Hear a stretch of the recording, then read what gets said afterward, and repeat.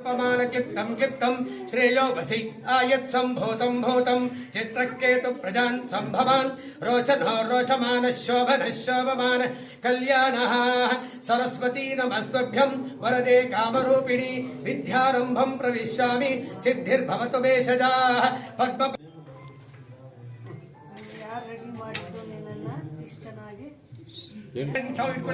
सर्वमंगल मांगल्ये शिवे सर्वार्थ साधिके शरण्ये त्र्यंबके देवी नारायणी नमोस्तुते या देवी सर्वभूतेषु मातृरूपेण संस्थिता नमस्तस्यै नमस्तस्यै नमस्तस्यै नमो नमः ಎಲ್ಲರೂ ಹೇಳಿ ಸರಸ್ವತಿ ದೇವತಾಭ್ಯೋ ನಮಃ ನಮಸ್ಕಾರ ಮಾಡ್ಕೊಳ್ಳಿ ಸರ್ವಂ ಸಿಯಾವಾಹಿತ ವೇದಮಾತಾ ಸರಸ್ವತಿ ದೇವ್ಯಾಹ ओम सर्वं सियावाहित सरस्वती देव्याः पादाचरणारविन्दयोः अर्पितम् अस्तु एल्लू नमस्कार माड्कोळ्ळि मक्केल्ल नमस्कार हूव हाकम्म हूव हाकक्क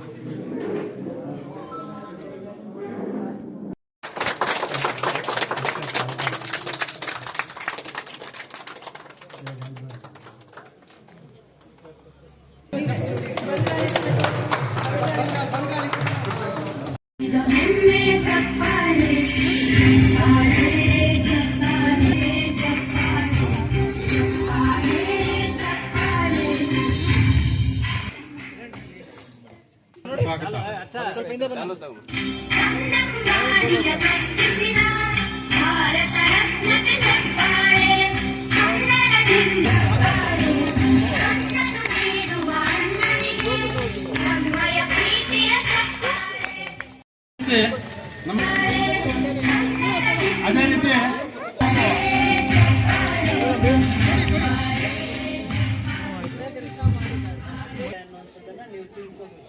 ಗ್ರಾಮಸ್ಥರಿಗೆ ಇದು ವಿಚಾರ ಗ್ರಾಮ ಪಂಚಾಯತಿನೇ ಇರ್ಬೋದು, ಆದ್ರೆ ಅದು ಎಷ್ಟು ಚರಿತ್ರನ ಸೃಷ್ಟಿ ಮಾಡಿದೆ ಅಂತ ಯೋಚನೆ ಮಾಡಿ. ಕ್ಯಾಸಂಬಳ್ಳಿ ಇಡೀ ದೇಶದಲ್ಲಿ ಯಾವ್ದಾದ್ರು ಒಂದು ಪುಟದಲ್ಲಿ ಉಳಿದೋಗುತ್ತೆ ಅಂದ್ರೆ ಕೆ.ಸಿ. ರೆಡ್ಡಿ ಅಣ್ಣವರು, ಇವತ್ತು ವೆಂಕಣ್ಣವರು, ಅದೇ ಕುಟುಂಬದ ಕುಡಿ ವೆಂಕಣ್ಣವರು ಇವತ್ತು ಈ ಕಾರ್ಯಕ್ರಮಕ್ಕೆ ಭಾಗಿಯಾಗಿದ್ದಾರೆ. ಕೆ.ಸಿ. ರೆಡ್ಡಿ ಅವ್ರನ್ನ ನಾನು ನೋಡಿಲ್ಲ, ನೀವು ನೋಡಿಲ್ಲ, ಹೌದಾ ಇಲ್ವಾ? ನೀವು ಯಾರು ನೋಡುದಿಲ್ಲ, ಆದ್ರೆ ಪುಸ್ತಕದಲ್ಲಿ ಅವ್ರ ಇತಿಹಾಸ, ಅವ್ರ ಜೀವನ ಚರಿತ್ರೆ, ಅವ್ರ ಕೊಡುಗೆ ಏನು ಎಲ್ಲಾನು ಇದೆ, ಹೌದಲ್ವಾ? ಒಂದು ಹಳ್ಳಿಯಿಂದ ಹುಟ್ಟಿರುವಂತ, ನಿಮ್ಮಾಗೆ ಹುಟ್ಟಿರುವಂತ ಒಬ್ಬ ಯುವಕರು, ಅದಾದ್ಮೇಲೆ ತದನಂತರ ದಿನಗಳಲ್ಲಿ ಅವ್ರಿಗೆ ಯಾವ ರೀತಿಯ ಆಸಕ್ತಿ ಇತ್ತು, ಉತ್ಸಾಹ ಇತ್ತು, ದೇಶಕ್ಕೆ ಏನ್ ಕೊಡುಗೆ ಕೊಟ್ಟಿದ್ದಾರೆ, ತನ್ನ ರಾಷ್ಟ್ರಕ್ಕೆ ಏನ್ ಕೊಡುಗೆಯನ್ನ ಕೊಟ್ಟಿದ್ದಾರೆ, ತನ್ನ ರಾಜ್ಯದಲ್ಲಿ ಯಾವ್ಯಾವ ಸ್ಥಾನಮಾನಗಳನ್ನ ಅಲಂಕರಿಸಿದ್ದಾರೆ, ಏನು ಅವ್ರ ಸಾಧನೆ ಅಂದ್ರೆ ಅವ್ರದ್ದು ಪುಸ್ತಕ ಬರೆಯುವಷ್ಟು ಸಾಧನೆಗಳಿದಾವೆ. ಬೇಕಾದ್ರೆ ನೋಡಿ, ಚರಿತ್ರೆಯ ಪುಟಗಳಲ್ಲಿ ತಿರುವಾಗ್ದಾಗ ಅದಿರುತ್ತೆ. ಯಾವಾಗ್ಲೂ ಅನ್ಕೊಂತಾ ಇದ್ವಿ ಏನಾದ್ರೂ ಒಂದು ಒಳ್ಳೆಯ ಕೆಲಸನ ನೋಡ್ಬೇಕು, ವಿಮರ್ಶೆ ಮಾಡ್ಬೇಕು, ಖುಷಿ ಪಡ್ಬೇಕು ಅಂತ ಅಂದ್ಬಿಟ್ಟು. ಖಂಡಿತವಾಗಿ ಸರ್ಕಾರದ ಇದಕ್ಕೆ ಅನುದಾನ ಬಂದಿರೋದು 30 ಲಕ್ಷ. ಎಷ್ಟು? 30 ಲಕ್ಷ. 3 ಕ್ಲಾಸ್ ರೂಮ್ಸ್ ಆಗಿದಾವೆ, 1 ಅಡಿಗೆ ಕೋಣೆ. ಅದನ್ನ ಯಶಸ್ವಿಯಾಗಿ ಮಾಡ್ಲಿಕ್ಕೆ ಸರ್ಕಾರ ಜಾಗ ಹುಡುಕುವಂತದ್ರಲ್ಲಿ ಗ್ರಾಮ ಪಂಚಾಯತಿ ಅಧ್ಯಕ್ಷರು ಗೊತ್ತಾಗಲ್ಲ, ಯಾವತ್ತು ಯಾರನ್ನು ಜೋರಾಗಿ ಮಾತಾಡಿದ್ದೇ ಕಾಣ್ಲಿಲ್ಲ. ಬರೀ ಅವ್ರ ಮೇಲೆ ಅಪವಾದಗಳೇ ಜಾಸ್ತಿ. ಒಬ್ರು ಕೋಪ ತೋರಿಸ್ತಾರೆ, ಇನ್ನೊಬ್ರು ಹೊಡಿಯಕ್ ಹೋಗ್ತಾರೆ, ಇನ್ನೊಬ್ರು ಸಿಇಒ ಆಫೀಸಲ್ಲಿ ದೂರ್ ಕೊಡ್ತಾರೆ, ಏನ್ ಕೆಲಸ ಮಾಡಿದ್ರು ವಿಘ್ನಗಳು. ಆದ್ರೂ ಜೊತೆಯಲ್ಲಿ ಇಟ್ಕೊಂಡೇ ಬರ್ತಿದ್ವಿ. ಬಾಯೇ ತೆಗಿಯಲ್ಲ ಪಾಪ, ಬಾಯೇ ತೆಗಿಯಲ್ಲ. ಯಾವತ್ತೂನು ಒಂದ್ ಮಾತು ಹೇಳಿದ್ರೆ 4 ಮಾತು ನುಂಗಾಗ್ತಾ ಇದ್ರು. ಏನ್ ಮಾಡ್ಬೋದೋ ಗೊತ್ತಿಲ್ಲ ಅಂತ ನಾನು ಯಾವಾಗೂ ಅನ್ಕೊಳ್ಳೋದು. ನಾನು ನೋಡ್ಲಿಲ್ಲ, ಆದ್ರೆ ಇವತ್ ನಂದು ಮೊದಲನೇ ದಿನ ಸೆಷನ್ ಸೈನ್ ಮಾಡಿ ಅಲ್ಲಿ ಟೈಮ್ಗೆ ಸೆಷನ್ ಶುರುವಾಗದೆ ಇದಕ್ಕೆ ಮಕ್ಕಳಿಗೆ ಅನುಕೂಲ ಆಗುವಂತ ಒಂದು ಸ್ಕೂಲು ಕರೆದಿದ್ದಾರೆ. ನಾನು ತಪ್ಪಾಗತ್ತೆ ಹೋಗದೆ ಹೋದ್ರೆ ಅಂತಂದ್ಬಿಟ್ಟು ನಾನು ಬಂದೆ. ಹಳೆ ಸ್ಕೂಲ್ ನೋಡ್ಕೊಂಡು ಬಂದೆ. ಹಳೆ ಸ್ಕೂಲ್ ನೋಡ್ಕೊಂಡು ಬಂದಾಗ ಯಾವತ್ತಾದ್ರೂ ಒಬ್ಬ ಮನುಷ್ಯ ಕಷ್ಟ ಬಿದ್ದಿರೋನೆ ಮಕ್ಕಳು ಹೆಂಗಿರ್ಬೇಕು, ತನ್ನ ಊರಲ್ಲಿ ಮಕ್ಕಳು ಓದೋ ಮಕ್ಕಳು ಹೆಂಗಿರ್ಬೇಕು, ಆ ಜಾಗ ಹೆಂಗಿರ್ಬೇಕು, ವಾತಾವರಣ ಹೆಂಗಿರ್ಬೇಕು. ಸರ್ಕಾರದ ದುಡ್ಡಿರುತ್ತೆ, ಅವ್ರು ಪಂಚಾಯತಿಯಲ್ಲಿ ಅಧ್ಯಕ್ಷರಿದ್ದಾರೆ, ಏನ್ ಬೇಕಾದ್ರೂ ಕೆಲಸ ಮಾಡಿ ಬಿಲ್ ಮಾಡ್ಕೊಬೋದಾಗಿತ್ತು. ನಾನು ಯಾವತ್ತೂ ಒಂದು ಪಂಚಾಯತಿಗೆ ಬಂದಾಗ ಇಷ್ಟು ಖುಷಿಯಾಗಿ ಹೋಗಿದ್ದೇ ಇಲ್ಲ. ಇಷ್ಟು ಸಮಾಧಾನವಾಗಿ ತಾಳ್ಮೆಯಿಂದ ಹೋಗಿದ್ದೇ ಇಲ್ಲ. ಆದ್ರೆ ಇವತ್ತು ನಾನು ಮಾತಾಡ್ಬೇಕು ಅಂತ ಎದ್ದು ನಿಂತಿದ್ದೀನಿ ಎಲ್ಲರಿಗಿಂತ ಮುಂಚೆ. ನಾನೇ ಮಾತಾಡ್ಬೇಕು ಅಂತ ಎಲ್ಲರಿಗಿಂತ ಮುಂಚೆ ಎದ್ದು ನಿಂತಿದ್ದೀನಿ. ನೋಡಿ, ಅವಕಾಶ ಕೊಡ್ತಾರೆ ದೇವರು. ಅವಕಾಶ ಕೊಟ್ಟಾಗ ಅದನ್ನ ಗೌರವ ಕಾಪಾಡ್ಕೊಳ್ಳೋದಿರುತ್ತಲ್ಲ, ಅದು ತುಂಬಾ ಮುಖ್ಯ. ಅದು ದೊಡ್ಡ ಮನುಷ್ಯರ ವ್ಯಕ್ತಿತ್ವ ಆಗಿರುತ್ತಷ್ಟೇ. ಪ್ರತಿದಿನ ಒಂದ್ PDO ಯಾಕಾದ್ರೂ ಕೆಲಸ ಭಯ ಮೇಡಮ್ ನನ್ಗೆ ದೂರುಗಳು ಕೊಡ್ತಾರೆ, ಅದ್ ಕೆಲಸ ನಿಲ್ಸಿ, ಇದು ಕೆಲಸ ನಿಲ್ಸಿ. ರಶ್ಮಿ, ಇವಾಗ ನಿನಗ್ ಭಯ ಹೋಗ್ಬೇಕು. ನೀನೊಂದ್ ಹೆಣ್ಮಗು. ಮಕ್ಕಳಿಗೆ ಒಂದು ಸ್ಕೂಲ್ ಕಟ್ಟೋಗ, ಕ್ಲಾಸ್ ರೂಮ್ಸ್ ಕಟ್ಟೋಗ, ಅಡಿಗೆ ಕೋಣೆ ಕಟ್ಟೋಗ, ಒಂದ್ ಸ್ವಲ್ಪ ದೂರದಲ್ಲಿ ಟಾಯ್ಲೆಟ್ಸ್ ಕಟ್ಟೋಗ, ನೀರಿನ ವ್ಯವಸ್ಥೆ ಮಾಡಿದ್ದಾರೆ, ಅಲ್ಲಿ ಸಂಪೆಲ್ಲ ಕಟ್ಟಿ. ಇಂಥವೆಲ್ಲ ಕೆಲಸ ಫೀಲ್ಡ್ ಅಲ್ಲಿ ಇವ್ರ ಜೊತೆ ಇದ್ದು ಖುಷಿಯಾಗಿ ಓಡಾಡ್ತಾ ಮಾಡ್ಕೊಂಡಾಗ ನೀವು ಅಧಿಕಾರಿಗಳಾಗಲ್ಲ. ನಿಮ್ಮಲ್ಲೇ ಒಂದು ಬದಲಾವಣೆ ಇದ್ದು ನೀವೇ ಮಾರ್ಗದರ್ಶಕರಾಗೋಗ್ತೀರ. ದೇವಸ್ಥಾನದಷ್ಟು ಪವಿತ್ರತೆ ಶಾಲೆಗಿರುತ್ತೆ. ಇದೊಂದು ಜ್ಞಾನ ದೇಗುಲ. ಚಿಕ್ಕ ಮಕ್ಕಳಿಗೆ ಭವಿಷ್ಯವನ್ನ ಕಟ್ಟುವಂತ ಜ್ಞಾನ ದೇಗುಲ ಇದು. ಅರ್ಥ ಆಯ್ತಾ? ಇಂಥದನ್ನ ನೀವು ರೆವಲ್ಯೂಷನರಿ ಚೇಂಜಸ್ ನ ತರ್ಬೇಕಮ್ಮ.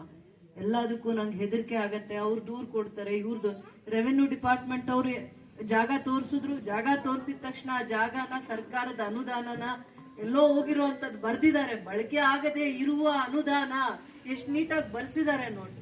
2020-21 ಅಲ್ಲಿ SCP TSP ಕಾಯ್ದೆ ಇರಿಸಿರುವಂತ ಬಳಕೆ ಆಗದೆ ಇರುವ ಅನುದಾನದಲ್ಲಿ ಹೊಸ ಶಾಲಾ ಕಟ್ಟಡ ನಿರ್ಮಾಣ ನೋಡಿ, ಅದನ್ನ ಬರ್ಸಿದ್ದಾರೆ. ಓದ್ಬೇಕು, ಪ್ರತಿಯೊಂದು ವಿಚಾರನ ಓದಿ ಅರ್ಥ ಮಾಡ್ಕೋಬೇಕು. ನೀವು ಬೇಕಾದ್ರೆ ಮಾಧ್ಯಮದವ್ರು ನನ್ನನ್ ಬಿಟ್ಟು ಅವ್ರನ್ನ ಮಾತಾಡಿ, ನನಗಿಂತ 2ನೇ ಮಾತು ಜಾಸ್ತಿ ಮಾತಾಡಿದ್ರೆ ನೀವು ನೋಡ್ಬಿಡಿ. ಬೇಕಾದ್ರೆ ಯಾವಾಗ್ಲೂ ಲಕ್ಷಣ ಕೈಯಲ್ಲಿರ್ಬೇಕು, ಮಾಡೋ ಕೆಲ್ಸದಲ್ಲಿರ್ಬೇಕು, ಜವಾಬ್ದಾರಿಯಲ್ಲಿರ್ಬೇಕು. ನನ್ಗೆ ಗೊತ್ತಿಲ್ಲ, ನನಗೆ ಯಾರಾದ್ರೂ ಇವ್ರ ತರ ಬೇರೆ ಎಲ್ಲಾ ಪಂಚಾಯತಿಯಲ್ಲಿ ತನ್ನೆಲ್ಲಾ ತಲೆನೋವು ಬಿಟ್ಬಿಟ್ಟು ಬಿಲ್ ಆಗಿಲ್ಲ, NREGL ಅದಾಗಿಲ್ಲ, ಇದಾಗಿಲ್ಲ, ತಮ್ ಕೊಡ್ಲಿಲ್ಲ, ಅವ್ರು ಬರ್ಲಿಲ್ಲ, ಸೆಕ್ರೆಟರಿ ಬರ್ಲಿಲ್ಲ, ಇವೆಲ್ಲ ಬಿಟ್ಬಿಟ್ಟು ಒಂದ್ ಸ್ಕೂಲ್ಗೆ ಹೋಗಿ ಸರ್ಕಾರದ್ದು ನಮ್ದು ಒಂದ್ 20 ಲಕ್ಷ ತಗೊಂಡು ಅವ್ರ ಜೊತೆಯಲ್ಲಿ ಕಾಂಪೌಂಡ್ ಹಾಕಿದ್ದಾರೆ. ಹತ್ತತ್ರ 60ರಿಂದ 70 ಲಕ್ಷದವರೆಗೂ ಕೆಲಸ ಆಗಿದೆ. ಕಾಂಪೌಂಡು, ಒಂದ್ ಅಡಿಗೆ ಕೋಣೆ, ಅದಾದ್ಮೇಲೆ ಈ ಮಕ್ಕಳಿಗೆ ಯೋಗ್ಯವಾಗಿ ಗಿಡಗಳನ್ನ ಎಲ್ಲ ನಡ್ತೇವೆ. ಇಷ್ಟೆಲ್ಲ ಒಂದು ಆಲೋಚನೆ ಇದೆಯಲ್ಲ. ದೇವಸ್ಥಾನ ಬಿಟ್ರೆ ಇದಕ್ಕೆ ಜಾಸ್ತಿ ಪವಿತ್ರತೆ. ನಾನು ಹೇಳ್ತೀನಿ, ದೇವಸ್ಥಾನನು ಮತ್ತೆ ವಿದ್ಯೆ ಕಲಿಸ್ತಾರೆ, ಪಾಠ ಹೇಳ್ಕೊಡ್ತಾರೆ, ಗುರುಗಳು ಎಲ್ಲಿರ್ತಾರೆ ಆ ಜಾಗಕ್ಕೆ ಪವಿತ್ರತೆ ಇರುತ್ತೆ ಅಂತ ನಾನ್ ನಂಬಿರೋಂಥವ್ಳು. ಮಕ್ಕಳನ್ನ ತಂದೆ ತಾಯಿ, ಬಡವರು, ಕೂಲಿಗೆ ಹೋಗೋರು, ಆ ರೈತರು, ಆ ಜ್ಞಾನ ದೇಗುಲ ಯಾರು ಗುರುಗಳು ಇರ್ತಾರೆ ಅವ್ರ ಹತ್ರ ಬಿಟ್ಬಿಟ್ಟು ಹೋಗ್ತಾರೆ. ಯಾಕೆ ಅಂದ್ರೆ ಗುರುಗಳು ಇವ್ರು. ನಮಗಿಂತ ಮಕ್ಕಳಿಗೆ ಉತ್ತಮವಾಗಿರುವಂತ ಭವಿಷ್ಯ ಕಟ್ಟೋದು ಯಾರಾದ್ರೂ ಇದ್ರೆ ಇಲ್ಲಿರುವಂತ ಗುರುಗಳು. ಅಷ್ಟು ನಂಬಿಕೆ. ಚಿಕ್ಕ ಮಗು 6 ತಿಂಗಳ ಮಗುನ್ ಬಿಟ್ಬಿಟ್ಟು ಹೋಗ್ತಾಳೆ. ಯಾಕೆ ಅಂದ್ರೆ ನಂಬಿಕೆ. ಅದು ಒಂದ್ ಗುರುಗಳ ಮೇಲಿರುವಂತ ಪವಿತ್ರತೆ ಆಗಿರುವಂತ ನಂಬಿಕೆ. ಅವೆಲ್ಲ ಇವು ಸಮಾಜನ ಉದ್ಧಾರ ಮಾಡಕ್ಕಾಗತ್ತೆ, ಸಮಾಜನ ಬೆಳೆಸಕ್ ಅವಕಾಶ ಆಗತ್ತೆ. ಇವರು ಯಾವತ್ತಾದ್ರೂ ಮಾತಾಡಿದಾರ ನೋಡಿ, ಅಧ್ಯಕ್ಷರ ತರ ಇದಾರ ನೋಡಿ. ಈಗ ಒಂದ್ ಅರ್ಧ ಗಂಟೆ ಬಿಟ್ರೆ ಬೇರೆ ಬಟ್ಟೆ ಚೇಂಜ್ ಮಾಡ್ಕೊಂಡು ಅವ್ರು ಹೋಗಿ ಅವ್ರ ತೋಟದಲ್ಲಿ ಕೆಲಸ ಮಾಡ್ತಾ ಇರ್ತಾರೆ. ಇನ್ನೊಂದ್ ಅರ್ಧ ಗಂಟೆ ಮೇಲೆ ಈ ತರ ಇರ್ತಾರ ನೋಡಿ. ಇದು ಅವ್ರಿಗಿರುವಂತ ಲಕ್ಷಣ. ಇದನ್ನ ನಾವು ಅರ್ಥ ಮಾಡ್ಕೋಬೇಕು. ನೀವು ಊರವ್ರು ತುಂಬಾ ಅದೃಷ್ಟವಂತರು. ನಾನು ಇಷ್ಟೇ ಹೇಳ್ತೀನಿ, ಅವ್ರಿಗೆ ಅವಕಾಶ ಸಿಗ್ತಾ ಇಲ್ವಾ, ಚೇರ್ಮನ್ ಹೆಂಗಾದ್ರು, ಊರಲ್ಲಿ ಏನೆಲ್ಲ ಗಲಾಟೆಗಳು ಎಲ್ಲ ಒಂದ್ ನಿಮಿಷ ಪಕ್ಕಕ್ಕೆ ಇಟ್ಬಿಟ್ಟು ಯೋಚನೆ ಮಾಡಿ. ಗೌರ್ಮೆಂಟ್ ದುಡ್ಡು 25 ಲಕ್ಷ ಇಲ್ಲ 30 ಲಕ್ಷ ಬಂದಿದೆ. ಜೊತೆಯಲ್ಲಿ ಪಂಚಾಯಿತಿಯಲ್ಲಿ ಕೆಲಸ ಮಾಡಕ್ ಬಿಡಲ್ಲ. ಇದೇ ಊರವರೇ ಕೊಟ್ಟಿರೋ ಕಂಪ್ಲೇಂಟ್ ನ 10 ಸತಿ ಕೊಡ್ತಾರೆ, 10 ಸತಿ ಓಡಾಡಿಸ್ತಾರೆ. ಅವ್ರಿಗೆ ಎಷ್ಟು ಸತಿ ಇನ್ಸಲ್ಟ್ ಮಾಡಿದಾರೆ. ಅವ್ರ ಮನೆ ಮುಂದೆ ರೋಡ್ ಹಾಕೊಬೋದಾಗಿತ್ತು, ಅವ್ರ ಮನೆ ಮುಂದೆ ಕೆಲಸ ಮಾಡ್ಕೊಬೋದಾಗಿತ್ತು, ಅವ್ರಿಗೆ ಬೇಕಾಗಿರೋರಿಗೆ ಕೆಲಸ ಮಾಡ್ಬೋದಾಗಿತ್ತು. ಏನು ತಿಳುವಳಿಕೆ ಇಲ್ಲದೆ ಇರೋಂತ ಮಕ್ಕಳಿಗೆ, ಜ್ಞಾನ ಇಲ್ಲದೆ ಇರೋ ಮಕ್ಕಳಿಗೆ ಒಂದು ಜ್ಞಾನ ದೇಗುಲವನ್ನ ಕಟ್ಟಿದ್ದಾರೆ. ಇದ್ರ ಮೇಲೆ ನಾನು ಏನು ಹೇಳಕ್ ಇಷ್ಟಪಡಲ್ಲ. ಊರಲ್ಲಿ ಬಂದಿರೋಂತ ದೊಡ್ಡವರು ಅವ್ರನ್ನ ಆಶೀರ್ವಾದ ಮಾಡಿ ಮಕ್ಕಳಿಗಿಂತ ಒಳ್ಳೆ ವಾತಾವರಣ. ಎಷ್ಟೊಂದು ಊರುಗಳಲ್ಲಿ ಜಾಗ ಕೊಡಲ್ಲ. ಮಕ್ಕಳಿಗೆ ಸ್ಕೂಲ್ ಇಲ್ಲ ಅಂತ ಗಲಾಟೆ ಮಾಡ್ತಾರೆ, ಇನ್ನೊಂದಿಲ್ಲ ಅಂತ ಗಲಾಟೆ ಮಾಡ್ತಾರೆ. ಸರ್ಕಾರದ ಜಾಗ ಹುಡುಕ್ಸಿ ಪ್ರಕಾಶ್ ಅಣ್ಣನು ನಾನು ಹೇಳ್ದೆ ಅವರ ತಪ್ಪಾಗುತ್ತೆ. ಪ್ರಕಾಶ್ ಅಣ್ಣ ಕೂಡ ಎಲ್ಲಾದ್ರೂ ಒಂದ್ ಕೆಲಸ ಆಗ್ಬೇಕು ಅಂತಂದ್ರೆ ಜೊತೆಯಲ್ಲಿ ಬಂದು 10 ಸತಿ ಅದನ್ನ ಪ್ರಯತ್ನ ಮಾಡಿ ನಮ್ಮನ್ನ ಓಡಾಡಿ ಪ್ರಯತ್ನನೂ ಮಾಡ್ತಾರೆ, ಒತ್ತಾಯ ಮಾಡ್ತಾರೆ ಆಗ್ಬೇಕು ಅಂತ. ಇವೆಲ್ಲ ಯಾರಿಗೆ ಅಂದ್ರೆ ಕಳಕಳಿ ಇರ್ಬೇಕು, ಒಳ್ಳೆ ಆಲೋಚನೆಗಳಿರ್ಬೇಕು. ಅವರಿಂದ ಮಾತ್ರ ಇಂಥ ಕೆಲಸಗಳಾಗತ್ತೆ. ಈ ಊರಲ್ಲಿ ನೀವು ಅದೃಷ್ಟವಂತರು. ನಮ್ಗಿಂತ ಜಾಸ್ತಿ ಯಾರು ಅದೃಷ್ಟವಂತರು? ಒಂದ್ ಶಾಲಾ ಕಟ್ಟಡ ಕಟ್ಸ್ಕೊಂಡಿರೋಂಥವ್ರು, ರಸ್ತೆ ಮಾಡಿಸ್ಕೊಂಡಿರೋಂಥವ್ರು. ಇನ್ನೂ ಬರುವಂತ ದಿನಗಳಲ್ಲಿ ಇನ್ನೂ ಏನೇನೋ ಲಿಸ್ಟ್ ಇಟ್ಟಿದ್ದಾರೆ, ಬೇಡಿಕೆಗಳು ಇಟ್ಟಿದ್ದಾರೆ. ಎಲ್ಲ ಮಾಡಿಲ್ಲ ನಾನು. ಎಲ್ಲ ಮಾಡಿಸ್ಕೊಳ್ಳೋವರೆಗೂ ಅವರು ಬಿಡಲ್ಲ. ಆ ತರ ಕಳಕಳಿ ಇರಬೇಕು. ಒಂದು ವಿಚಾರದ ಬಗ್ಗೆ, ಸಮಸ್ಯೆ ಬಗ್ಗೆ, ಆಲೋಚನೆಗಳ ಬಗ್ಗೆ ಕಳಕಳಿ ಇರುವಂತವ್ರು ಮಾತ್ರ ಇಂಥ ಕೆಲಸ ಮಾಡ್ತಾರೆ. ಬೇರೆ ಏನು ಹೇಳಕ್ ನಂಗೆ ಮನ್ಸಲ್ಲ. ನಾನು ಇಷ್ಟು ಮಟ್ಟಿಗೆ ಇವ್ರು ಕೆಲಸ ಮಾಡೋರ ಅಂತ ನನಗೆ ಆಲೋಚನೆಯಲ್ಲಿ ಎಲ್ಲರೂ ಇವಾಗ ಈ ಅಣ್ಣ ಕೋಪ ಮಾಡ್ಕೊಂಡ್ಬಿಡ್ತಾರೆ. ಶ್ರೀನಿವಾಸಂದ್ರ ಪಂಚಾಯತಿ ಅಧ್ಯಕ್ಷರಿದ್ದಾರೆ, ಅವರಿಗೂ ಕೂಡ ಕಳಕಳಿ ಇದೆ.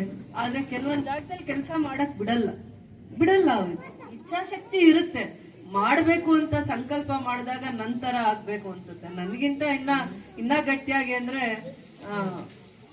ಯಾರನ್ನ ಎಕ್ಸಾಂಪಲ್ ಕೊಡೋದು ಅಂತಂದ್ರೆ ಬಂಡೆ ಆಗ್ಬೇಕು. ಬಂಡೆ ಆದಾಗ ಮಾತ್ರ ಮಳೆ ಬರ್ಲಿ, ಏನಾದ್ರೂ ಬಿಸಿಲು ಬರ್ಲಿ, ಅದ್ರ ಮೇಲೆ ಇನ್ನ ಏನಾದ್ರೂ ಭಾರದ ವಸ್ತುವಿಂದ ಹೊಡಿಲಿ, ಅಷ್ಟು ಗಟ್ಟಿಯಾಗಿದ್ದಾಗ ಮಾತ್ರನೇ ಏನಾದ್ರೂ ಒಂದು ಅರ್ಸ್ಕೊಂಡ್ ಸಾಧಿಸ್ಕೊಂಡ್ ಬರ್ತಾರೆ ಅಂತ ಹೇಳ್ತಾ, ಈ ದಿನ ನನಗಿಂತ ಚೆನ್ನಾಗಿ ಇವರ ಒಂದು ಮೆಸೇಜ್ ತುಂಬಾ ಒಳ್ಳೇದು ಅಂತ ನಾನು ಅನ್ಕೊಂತೀನಿ. ಈ ಕುಟುಂಬದವರು ಅವ್ರು ನಡೆದು ಬಂದ ದಾರಿ ದೇಶಕ್ಕೆ, ಸಮಾಜಕ್ಕೆ, ಅದರ ಜೊತೆಯಲ್ಲಿ ರಾಜ್ಯಕ್ಕೆ ವಿಶೇಷವಾಗಿರೋ ಕೊಡುಗೆಯನ್ನ ಕೊಟ್ಟಿರುವಂತ ಕುಟುಂಬ. ಎಷ್ಟೋ ಕಷ್ಟದ ದಿನಗಳಲ್ಲಿ ಸಮಸ್ಯೆಗಳ ಬಗ್ಗೆ ಧ್ವನಿ ಎತ್ತಿರುವಂತ ಕುಟುಂಬ. ಅವ್ರು ಇವತ್ತು 2 ಮಾತು ಹೇಳಿದ್ರೆ ಈ ಶಾಲೆ ಉದ್ಘಾಟನೆ ಮಾಡಿದೀವಿ, ನಾಳೆ ಮಕ್ಳು ಇಲ್ಲಿ ಓದಿರುವಂತ ಮಕ್ಕಳು ಡಾಕ್ಟರ್ ಆಗ್ತಾರೋ, ಇಂಜಿನಿಯರ್ ಆಗ್ತಾರೋ, ಏನೇನ್ ತಂದೆ ತಾಯಿ ಆಸೆ ಇಟ್ಕೊಂಡು ಆ ಮಕ್ಕಳನ್ನ ಓದಿಸ್ತಾರೋ, ಇದು ತುಂಬಾ ಪವಿತ್ರವಾಗಿರುವಂತ ಜಾಗ. ನಾನು ಇವತ್ತು ಒಂದ್ ಸೆಷನ್ ಅಬ್ಸೆಂಟ್ ಆಗ್ತೀನಾ ಅನ್ಕೊಂಡು ಒಂದ್ ಸೈನ್ ಮಾಡ್ಬಿಟ್ಟು ಬಂದ್ಬಿಟ್ಟಿದೀನಿ. ಒಳಗಡೆ ಹೋಗಕ್ ಕೂಡ ಆಗ್ಲಿಲ್ಲ, ಇವ್ರು ಕಾಯ್ತಾ ಇರ್ತಾರೆ ಅಂತ. ಆದ್ರೆ ಇವತ್ತು ದೊಡ್ಡವರು ನಾವು ಇವ್ರ ನೆರಳಲ್ಲಿ ಬೆಳೆಯೋ ಅಂತವ್ರು. ಅದ್ರ ಜೊತೆಯಲ್ಲಿ ಆಮು ಅಣ್ಣ ತುಂಬಾ ಸಾವಿರಾರು ಮಕ್ಕಳಿಗೆ ವಿದ್ಯಾಸಂಸ್ಥೆಯಲ್ಲಿ ವಿದ್ಯಾನು ಅಂದ್ರೆ ಅವ್ರ ಸ್ಕೂಲ್ ಇದೆ, ಕಾಲೇಜ್ ಇದೆ, ಏನೇನೋ ಡಿಗ್ರಿಗಳು ಇದಾವೆ. ಇನ್ನ ಲೆಕ್ಕ ಹಾಕಕ್ ಹೋದ್ರೆ ಅದೇನೋ ನಾನು ಇನ್ವಿಟೇಷನ್ ಅಲ್ಲಿ ನೋಡಿದ್ರೆ ಏನೇನಿದೆ ಅಂತ ಗೊತ್ತೇ ಇಲ್ಲ. ಅಂದ್ರೆ ಅವ್ರಿಗೆ ಒಂದು ವಿದ್ಯಾಸಂಸ್ಥೆಗಳನ್ನ ಕಟ್ಟೋದ್ರಲ್ಲಿ, ಬೆಳೆಸೋದ್ರಲ್ಲಿ ಆಸಕ್ತಿ ಇದೆ ಅನ್ನೋಂಥದ್ದು ಕಾಣಿಸುತ್ತೆ. ದೇವ್ರ ಕೆಲಸದ ಜೊತೆಯಲ್ಲಿ ಬಡವ್ರು ಯಾರಾದ್ರೂ ಬಂದ್ರೆ ಎಷ್ಟಾಗತ್ತೆ ಅಷ್ಟು ಅವ್ರಿಗೆ ಶಕ್ತಿ ಮೀರಿ ಮಕ್ಕಳನ್ನ ಓದಿಸೋದು, ಫೀಸ್ ಕಟ್ಟೋದು, ಆತರ ಒಬ್ಬೊಬ್ರಲ್ಲಿ ಒಂದೊಂದು ಗುಣ ಇದೆ. ತಿಳ್ಕೊಳ್ಳೋ ಅಂತ ಗುಣ, ಗೌರವಿಸೋ ಅಂತ ಗುಣ, ಅವ್ರ ಜೊತೆ ನಾವು ಇರ್ಬೇಕಪ್ಪ ಅನ್ನೋಂಥ ಗುಣಗಳು ಒಬ್ಬೊಬ್ರಲ್ಲಿ ಇದೆ ಅಂತ ಹೇಳ್ತಾ, ಅದಕ್ಕೆ ಹೇಳಿದ್ ನೀವು ಆ ಪೇಪರ್ ಓದ್ಬೇಡಿ ಅಣ್ಣ, ಹಂಗೆ ಹೇಳಕ್ಕೇನೆ ತುಂಬಾ ವಿಚಾರ ಇದೆ ಅಂತ ಹೇಳಿ ನಾನು ನಿಮ್ಗೆ ಹೇಳ್ತಾ ಇದ್ದೀನಿ ಅಂತ ಹೇಳ್ತಾ, ಅದೇ ಕೆ.ಸಿ. ರೆಡ್ಡಿ ಅವರು ಮೊದಲನೇ ಮುಖ್ಯಮಂತ್ರಿ ಅವರು ಕಟ್ಟಿ ಬೆಳೆಸಿರುವಂತ ಚಿಕ್ಕ ಊರಲ್ಲಿ ಒಂದು ಡೈರಿ ಇದೆ. ಆ ಡೈರಿಗೆ ಅಧ್ಯಕ್ಷರಾಗಿದ್ದಾರೆ ಅವರು, ರಮಣಣ್ಣ ಅಂತಾನೆ ನನ್ಗೆ ಗೊತ್ತಿರೋದು. ಆತರ ಇಂಥವ್ರೆಲ್ಲಾನು ಸೇರಿ ಒಂದು ಊರನ್ನ ಕಟ್ಟೋರು ನಾಳೆ ನಾಡನ್ನ ಕಟ್ತಾರೆ ಅಂತ ಉದ್ದೇಶಗಳಿದ್ದಾಗ ಮಾತ್ರ ಅದು ಫಲಿಸುತ್ತೆ ಅಂತ ಹೇಳ್ತಾ, ನನಗಿಂತ ಒಂದು ಒಳ್ಳೆ ಮೆಸೇಜ್ ಏನಾದ್ರು ಕೊಡ್ಬೇಕಂದ್ರೆ ವೆಂಕಣ್ಣ ಅವ್ರು ಮಾತಾಡ್ಲಿ ಅಂತ ಹೇಳ್ತಾ, ಈ ವೇದಿಕೆಯಲ್ಲಿ ಬಂದಿರುವಂತ, ಇದೇ ಊರಲ್ಲಿ ಸೇವೆ ಮಾಡ್ತಾ ಇರುವಂತ ಅವರಿಗೂ ಕೂಡ ನನ್ನ ಹೆಸರು ಗೊತ್ತಿಲ್ಲ, ಅವ್ರಿಗೂ ಧನ್ಯವಾದಗಳನ್ನ ಹೇಳ್ತಾ ಇದ್ದೀನಿ. ದಯವಿಟ್ಟು ಮಮ್ಮಲ್ని ಬರೋದಂಡ మినిస్టర్ అన్నా కాండా సీఎం అన్నా కాండా దయపెట్టి మమ్మల్ని మరొద్దండ